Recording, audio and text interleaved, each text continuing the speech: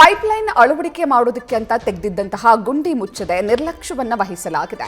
Mattikere ಫ್ಲೈಓವರ್ನ service ರಸ್ತೆಯನ್ನ ಅಗೆದು ಸಂಪೂರ್ಣವಾಗಿ ಹಾಳು ಮಾಡಿಬಿಟ್ಟಿದ್ದಾರೆ.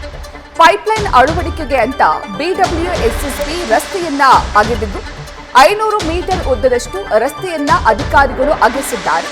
ಆದರೆ ಆ ರಸ್ತೆಯನ್ನ ಮುಚ್ಚದೆ ಹಾಗೆ ಬಿಟ್ಟಿದ್ದಾರೆ. ಮೊದಲೇ ಅದು ಕಿರಿದಾದ ರಸ್ತೆ, ಆ ರಸ್ತೆಯಲ್ಲೇ ಗುಂಡಿ ಕೂಡ ಇರುವುದರಿಂದ ವಾಹನ ಸವಾರರ ಸಂಚಾರಕ್ಕೆ ತೀವ್ರ ಸಮಸ್ಯೆ ಆಗ್ತಾ ಇದೆ. ಇನ್ನು ಮಳೆ ಬಂದಾಗ ನೀರು ನಿಂತು ಆ ರಸ್ತೆ ಕೆರೆಯಂತಾಗುತ್ತೆ.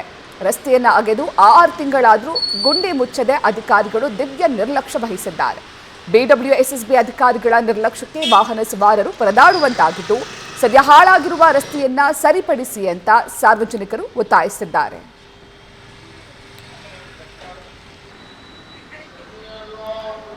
ಈ ಬಗ್ಗೆ ಸ್ಥಳದಿಂದ ನಮ್ಮ ಪ್ರತಿನಿಧಿ ಚಂದನ ಪ್ರತ್ಯಕ್ಷ ವರದಿಯನ್ನ ನೀಡಿದ್ದಾರೆ. ಬಂದು ನೋಡೋಣ.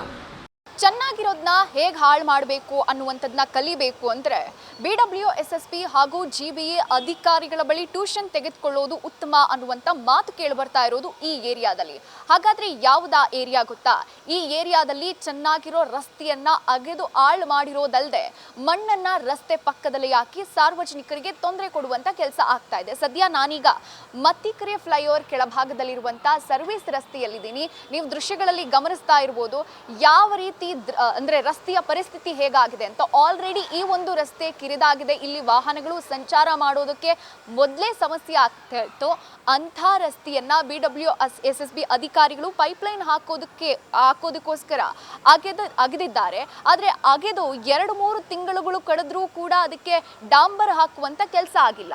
ಈಗಾಗಲೇ ಆಗಾಗ ಮಳೆ ಬರ್ತಾ ಇದೆ. ಮಳೆ ಬಂತಂದ್ರೆ ಈ ಏರಿಯಾದಲ್ಲಿ 2 ವೀಲರ್ ಸಹ ಓಡಾಡೋದಕ್ಕೆ ಸಂಕಷ್ಟ ಎದುರಾಗುವಂತ ಪರಿಸ್ಥಿತಿ ನಿರ್ಮಾಣ ಆಗಿದೆ. ಇದು ಒಂದು ಭಾಗ ಆದರೆ ಮತ್ತೊಂದು ಭಾಗದಲ್ಲಿ ರಸ್ತೆ ಅಗೆದ ಹಾಗೆ ಬಿಟ್ಟಿರೋದ್ರಿಂದ ಇಲ್ಲಿನ ಅಂಗಡಿ ವ್ಯಾಪಾರಿಸ್ತರಿಗೂ ಕೂಡ ಸಾಕಷ್ಟು ತೊಂದರೆ ಆಗ್ತಾ ಇದೆ. ಯಾಕಂದರೆ ಧೂಳು ಅಂಗಡಿಗೆ ಬರ್ತಾ ಇದೆ. ಅಸ್ತಮಾ ಇರೋರಿಗೆ ಅಲರ್ಜಿ ಕೂಡ ಆಗ್ತಾ ಇದೆ. ಇದರಿಂದ ಸುಮಾರು ತಿಂಗಳುಗಳಿಂದ ನಾವು ಕಂಪ್ಲೇಂಟನ್ನು ಮಾಡ್ತಾ ಇದ್ದೀವಿ. ಆದರೂ ಕೂಡ ಯಾವ ಅಧಿಕಾರಿಗಳು ಕೂಡ ರೆಸ್ಪಾಂಡನ್ನು ಮಾಡ್ತಾ ಇಲ್ಲ.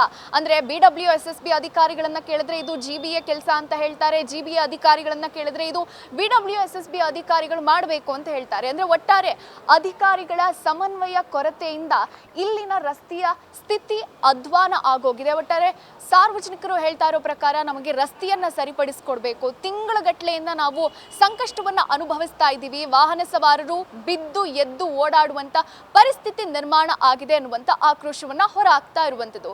ವಿಡಿಯೋ ಜರ್ನಲಿಸ್ಟ್ ಪ್ರಶಾಂತ್ ಜೊತೆ ಚಂದನ ಶೆಟ್ಟಿ, ನ್ಯೂಸ್ ಫಸ್ಟ್, ಬೆಂಗಳೂರು.